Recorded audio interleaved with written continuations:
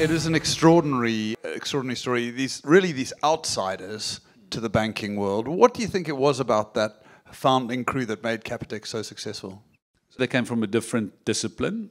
Half of them liquor industry oaks. So they were selling Amarula, Wolfberg. They were selling brandies and Savannahs.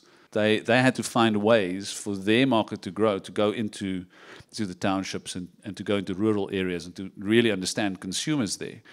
And I think that client contact really informed the way they thought about banking. I mean, there's this thing Michiel told me. He said, well, listen, most banking executives never go into a bank in the 90s. They send their secretary to go and fetch their checkbook. Doesn't matter how long she's in the queue, but you get your checkbook. Executives don't go where their clients go. But in the liquor industry, they have to go where their clients go. So I think it had a lot to do with half of them coming from the liquor industry. Thank you to our headline sponsor, Innate.